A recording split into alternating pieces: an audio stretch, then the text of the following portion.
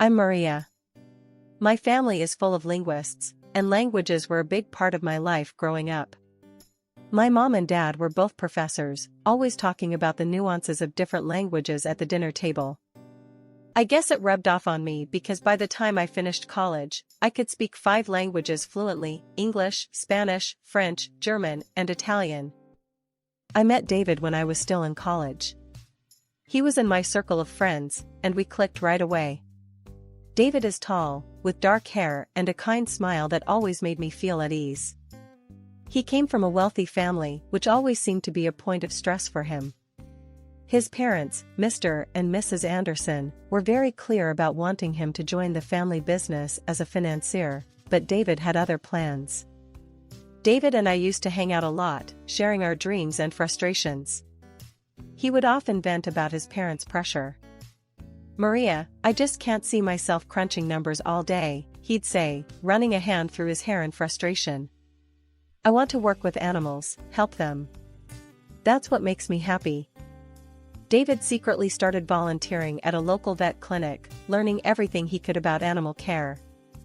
He was so passionate about it, and I admired that about him. He was determined to make his dream come true, even if it meant going against his parents' wishes. "Maria, you should have seen this little puppy today. It was so scared, but once I calmed it down, it was all wagging tails and happy barks," he'd say, his face lighting up with joy. "That's amazing, David. You're doing something really special," I'd respond, genuinely happy for him. We were just friends, but I always felt a deep connection with David. We understood each other in a way that was rare. I loved languages, and he loved animals, but we both shared a passion for following our dreams. As graduation approached, David's parents intensified their pressure, and he became more conflicted. But through it all, we supported each other. We'd often meet up to vent and encourage one another. "You've got this, David," I'd say, giving him a reassuring smile. "You're going to be an amazing vet someday. And you, Maria, are going to be the best translator out there," he'd reply with a grin. It was a typical Friday night, and our group of friends decided to have a little get-together. We gathered at John's place, a cozy apartment that was perfect for our small party. There was a good amount of wine, some snacks, and lots of laughter. David and I were there, as usual, sharing stories and enjoying each other's company. "Maria, you've got to try this wine," David said, handing me a glass. "It's from a vineyard in France, supposed to be really good." "All right, but only if you promise not to let me get too tipsy," I replied with a grin, taking the glass from him. We talked for hours, our conversation flowing effortlessly. It felt different that night, more intimate, like we were seeing each other in a new light.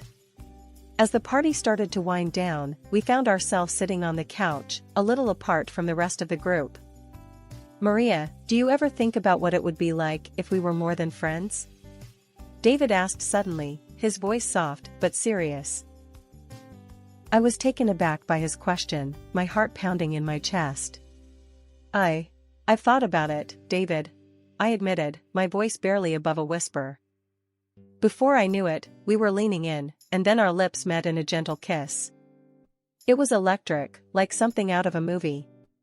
We pulled back, staring at each other in shock and wonder. "Wow," David said, his voice shaky. "I didn't expect that." "Me neither," I replied, feeling a blush creep up my cheeks. "But I'm not complaining." We sat there for a moment, the air between us charged with a new kind of tension. It was like the room around us faded away, leaving just the two of us in our own little world. "Do you want to get out of here?" David asked, his eyes never leaving mine. I nodded, not trusting myself to speak. We quietly slipped out of the apartment, hand in hand, and made our way to his place. The walk there was filled with nervous laughter and stolen glances, both of us trying to process what had just happened. We went inside, and the next few hours were a blur of kisses, laughter, and whispered confessions. It was like we were finally allowing ourselves to feel what we had been holding back for so long. Everything felt right, like we were exactly where we were supposed to be. The next morning, I woke up in David's arms, feeling a mix of happiness and nervousness. I gently nudged him awake, needing to talk about what had happened. "David, wake up," I whispered, shaking his shoulder gently. He stirred, opening his eyes and giving me a sleepy smile. "Good morning, beautiful," he said, his voice rough with sleep. "Morning," I replied, feeling my cheeks heat up. "We need to talk about last night." After that romantic night, David and I decided we didn't want to wait any longer. We wanted to get married. We were so sure of our love, but we knew his parents might be a hurdle. When we told them, Mr. and Mrs. Anderson weren't thrilled. They had known me for years as David's friend, but as his wife? That was a different story. They didn't like that I wasn't from a wealthy family. Still, they agreed to our wedding but insisted on a prenuptial agreement. They wanted to make sure I wouldn't claim any of David's money.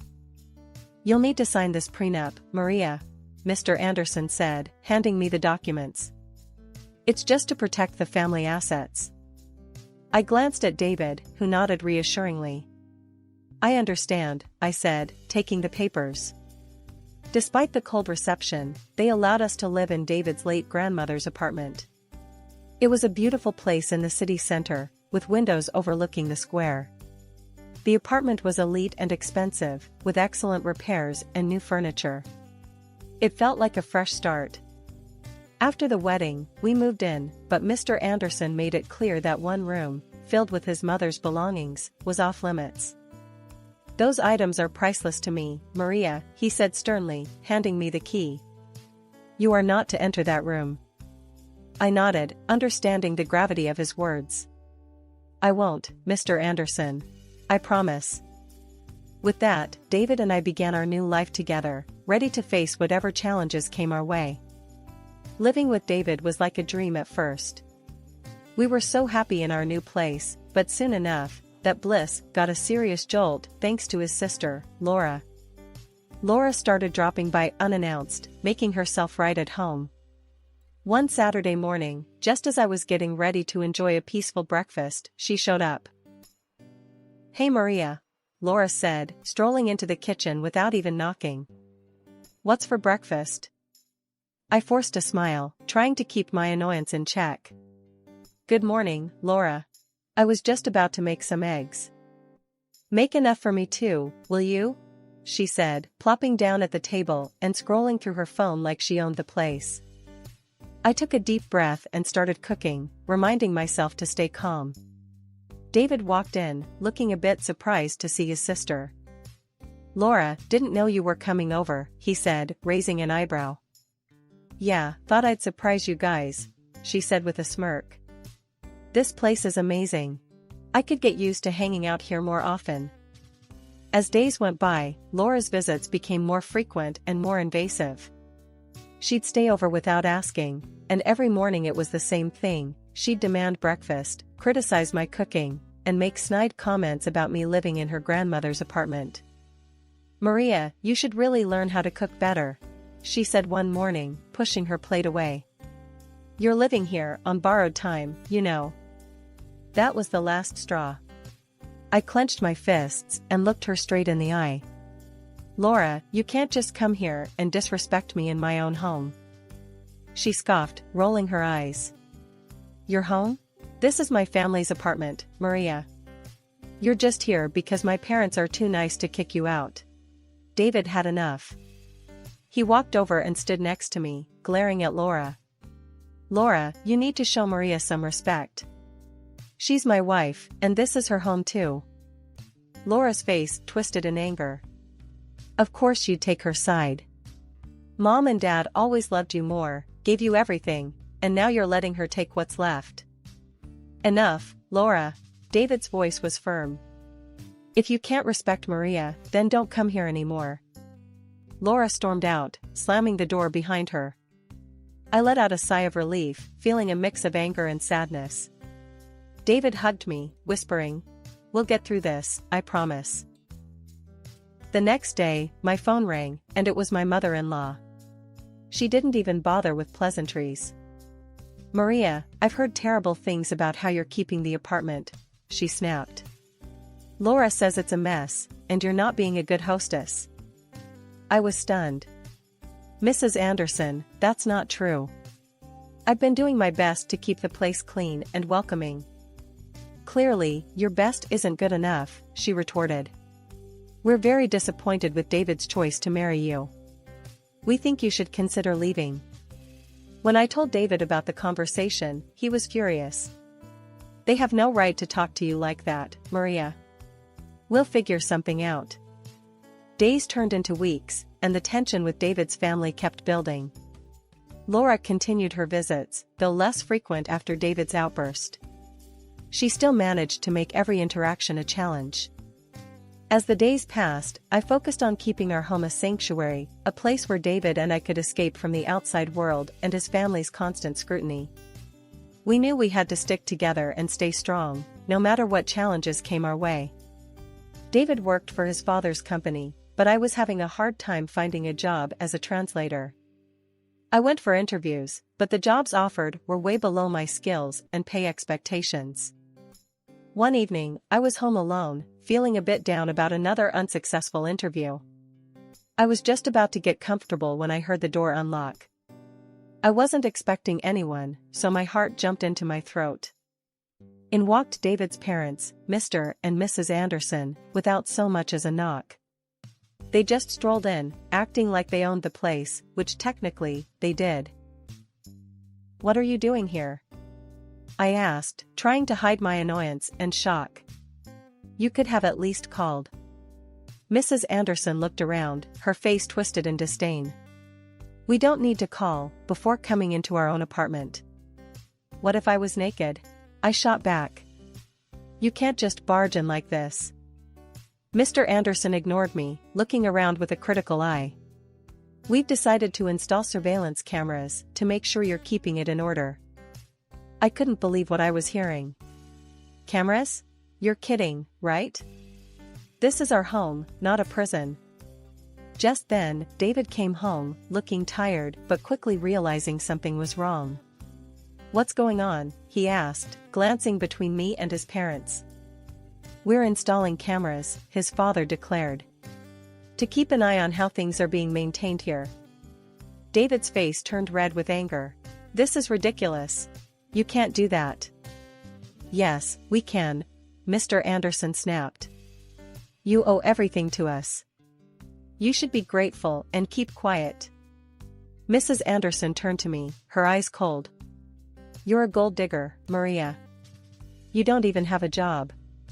You're just living off my son's money." That was the final straw. I looked straight at David and said, "I can't do this anymore. I want a divorce. I'm leaving." David's eyes widened in shock, but then he nodded. "If you leave, I'm going with you," he said, his voice steady. Mr. Anderson's face turned even redder. "If you walk out, you're cut off. No inheritance, no support." Mrs. Anderson added, "We'll move Laura in here for better control." That's when I had an idea. I winked at David and whispered, "Trust me, play along." David gave a slight nod. "All right, we'll get a divorce," he said, turning to his parents. They looked pleased with themselves. "Good," Mr. Anderson said. "We'll install the cameras and give Maria a month to find another place." Mrs. Anderson smirked. "You're doing the right thing, David. We'll have Laura move in next week." After David's parents left, he turned to me with a confused look. "Maria, why did you agree to a divorce and ask me to play along?" he asked, his eyes full of worry. I gave him a reassuring smile. "Just trust me, David. Do what I ask, and it'll all make sense soon." He sighed but nodded. "All right, I trust you." We hugged, and I could feel the tension in his shoulders ease a bit. A week later, David had to go on a business trip to Hong Kong for his father's company. As soon as David flew out, Laura and her boyfriend Rick showed up, just as his parents had promised. "Hey, Maria," Laura said with a smirk, walking in without knocking. "We're moving in to keep an eye on the place. You know, since you'll be leaving soon." I forced a smile. "Welcome, Laura, Rick. Just one thing, don't go into the locked room or touch anything there, okay?" Laura's eyes lit up with curiosity. Why not? What's in there? Just family stuff, I said, trying to sound casual. She made a sly face and nodded. Sure, we won't touch it. For the next week, I tried to get along with them, but it was tough. They treated the place like a party house, spending David's father's money and having a blast. Every night was the same, drinking, loud music, and their constant attempts to put me down. Laura spent a lot of time near the locked room, smoking and clearly itching to get inside. She tried to act casual, but I could see the curiosity eating at her. Every time she made a move toward the door, I was there, making sure she couldn't sneak in. A week later, I decided it was time to put my plan into action. I walked into the living room where Laura and Rick were lounging. Hey, I'm going to visit a friend for a few days, I said, grabbing my coat. I'll come back later for my things. Laura's eyes sparkled with glee. Really? That's great. Have fun. I nodded, keeping my face neutral. Thanks. Just remember, don't go into the locked room. Yeah, we got it, Laura said, practically shooing me out the door. I left the apartment and checked into a nearby hotel, finally able to breathe a sigh of relief. I knew Laura's curiosity would get the better of her, and she'd try to get into that room the moment I was gone. Settling into my hotel room, I felt a strange mix of anxiety and satisfaction. I knew the next few days would be critical, but I was ready for whatever came next. David trusted me, and I was determined to see this through, no matter what. The morning after I left the apartment, I got a video call from Laura. I answered it, not sure what to expect, but ready for anything. Laura's face popped up on the screen, looking way too pleased with herself. She was standing in the middle of the now empty locked room, grinning like a cat that caught the canary. Hey Maria, guess what? She said, her voice dripping with smugness. I broke the lock and threw all your crap out. Oh, and I changed the locks on the front door. Good luck getting back in now. I couldn't help it, I burst out laughing. Laura's smug expression faltered, confusion replacing her glee. What's so damn funny? She snapped. I wiped a tear from my eye, still chuckling. Laura, you clueless fool. I took all my stuff with me. That room wasn't mine. It was packed with your dad's things. He specifically told me not to touch any of it. Her face turned ghostly white. What? No, you're lying. Nope, I said, smirking. Those were your dad's precious belongings. He made it clear they were off limits. Laura's eyes widened in horror. She turned to Rick, who was lounging in the background. Rick, you moron. We've got to get those things back from the trash, now. Rick jumped up, looking panicked. What do you mean? We tossed everything last night. It's probably all gone by now. I watched the chaos unfold, feeling a deep sense of satisfaction. Laura, maybe start thinking about what your dad will do when he finds out you trashed his stuff. Laura's face crumpled, and she began to cry, her shoulders shaking with sobs. This can't be happening. We're so screwed. I couldn't hide my satisfaction as I watched her meltdown. Well, Laura, maybe next time you'll listen to people when they warn you. With that, I ended the video call, feeling a wave of relief and triumph. Finally, karma had caught up with Laura, and it was a sight to see. I leaned back in my hotel chair, savoring the moment. It felt good to see her get a taste of her own medicine. After David got back from his business trip, he came straight to my hotel. We decided to head back to the apartment together, hoping to finally sort out the mess Laura had caused. As we arrived at the apartment, we were greeted by flashing lights and police officers. We walked up to find Laura, looking disheveled and panicked, talking to the police. Rick stood next to her, looking just as freaked out. Laura was waving her arms, trying to explain something. It was a break-in, she was saying, her voice shaky. All the valuable stuff from the locked room was stolen. Just then, Mr. Anderson pulled up, his face a mask of fury and concern. He stormed over to the police, demanding to know what was going on. "What's all this about a robbery?" he barked. One of the officers turned to him. "Sir, the young lady here claims the apartment was broken into and items were stolen from a locked room." Mr. Anderson's eyes narrowed. "We need to check the surveillance footage. There are cameras installed in the apartment." Laura and Rick turned pale at the mention of cameras. They exchanged panicked glances, clearly realizing the trap they had walked into. The officer nodded. "All right, let's take a look at that footage." We all went up to the apartment, and Mr. Anderson quickly accessed the camera system.